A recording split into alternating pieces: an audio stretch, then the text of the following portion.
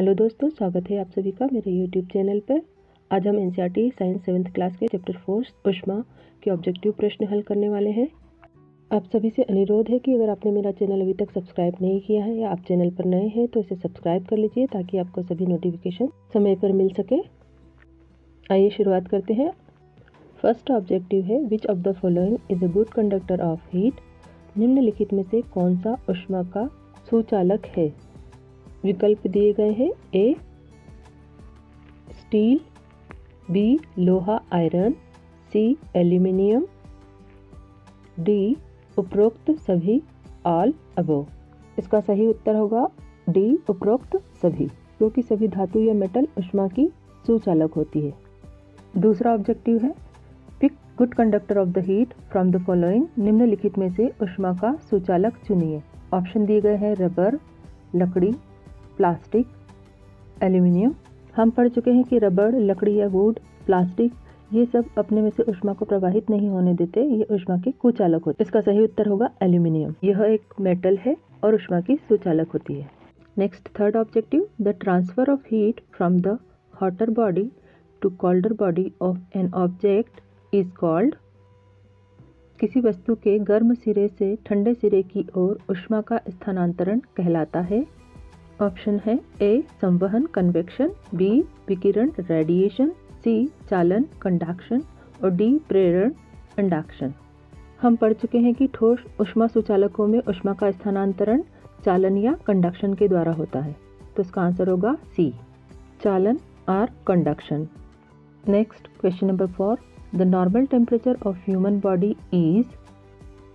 मानव शरीर का सामान्य ताप है। ऑप्शन है A 35 degree Celsius, B 39 degree Celsius, C 42 degree Celsius और डी 37 डिग्री सेल्सियस। जब हमने क्लिनिकल थर्मामीटर या डॉक्टरी थर्मामीटर का स्टडी किया था तब हमने देखा था कि मानव शरीर का जो सामान्य ताप होता है वो 37 डिग्री सेल्सियस होता है। सही उत्तर होगा D option 37 degree Celsius. Next question number 5, which one is filled in the bulb of thermometer. Thermometer के बल्ब में क्या भरा होता है। Options are given, A copper, B lead, C mercury, D silver. Correct option होगा C mercury. Next question number 6, a device used to measure the temperature is. तापमान को मापने के लिए प्रयोग में लाया जाने वाला उपकरण है। विकल्प दिए गए हैं A ammeter, B thermometer, C barometer, D इनमें से कोई नहीं, नन ऑफ दिस। ये सबसे सरल प्रश्न है, इसका आंसर आप सभी जानते हैं। आंसर होगा B thermometer. Next question number 7, heat transferred into solid by. ऊष्मा का ठोस में स्थानांतरण होता है। ए संवहन कन्वेक्शन के द्वारा, बी विकिरण रेडिएशन के द्वारा, सी चालन कंडक्शन के द्वारा और डी प्रेरण इंडक्शन के द्वारा। इसका सही उत्तर होगा सी चालन या कंडक्शन। हमने पढ़ा है कि ठोस में हॉटर बॉडी से कोल्डर बॉडी की तरफ ऊष्मा स्थानांतरित होती है। Next objective question number 8, the substance which do not conduct heat easily are called. वे पदार्थ जो आसानी से ऊष्मा का संचालन नहीं करते हैं कहलाते हैं। ऑप्शन नंबर ए कुचालक इंसुलेटर्स, बी संवहन कन्वेक्शन, सी विकिरण रेडिएशन, डी चालन कंडक्शन। अभी हमने सबसे पहले ऑब्जेक्टिव में पढ़ा था कि जो अपने में से ऊष्मा को आसानी से जाने देते हैं वो सुचालक कहलाते हैं और जो नहीं जाने देते हैं वो कुचालक कहलाते हैं। तो यह आंसर क्या होगा, ए इंसुलेटर या कुचालक। Question number 9, heat in liquid travels from the. तरल में ऊष्मा गमन करती है। ऑप्शन ए ऊपर से नीचे, टॉप टू बॉटम, बी दायां से बायां, राइट टू लेफ्ट, सी बायां से दायां, left to right and last D नीचे से ऊपर, बॉटम टू टॉप। इसका आंसर होगा डी नीचे से ऊपर, bottom to top. Question number 10, which one does not require any medium. निम्न में से किस में माध्यम आवश्यक नहीं है।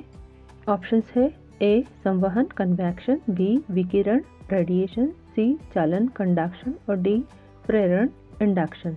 पिछले वीडियो में जब हमने चैप्टर नंबर 4 स्टडी किया था तो उसमें हमने पढ़ा था कि जो सूर्य का प्रकाश या ऊष्मा है वो विकिरण के द्वारा हम तक पहुंचता है। इसमें किसी भी माध्यम की आवश्यकता नहीं होती। इसका आंसर होगा ऑप्शन नंबर बी विकिरण या रेडिएशन।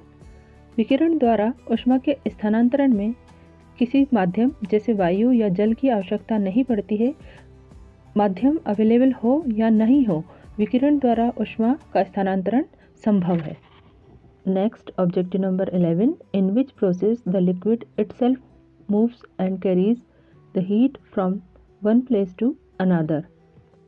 किस प्रक्रिया द्वारा तरल स्वयं गति करता है तथा ऊष्मा का एक स्थान से दूसरे स्थान पर स्थानांतरण करता है। विकल्प दिए गए हैं, ए विकिरण रेडिएशन, दूसरा बी चालन कंडक्शन, सी वहन कन्वेक्शन और डी इनमें से कोई नहीं, नन ऑफ दिस। अभी हमने पिछले प्रश्न में पढ़ा कि तरल और गैसों में संवहन के द्वारा ऊष्मा का स्थानांतरण होता है, तो इसका आंसर होगा सी कन्वेक्शन या संवहन। दोस्तों, आज हमने चैप्टर नंबर 4 के ऑब्जेक्टिव प्रश्नों को हल किया। उम्मीद है आपको ये प्रश्न समझ में आ गए होंगे। मिलेंगे अगले वीडियो में जल्दी ही, तब तक के लिए धन्यवाद। Thank you to all.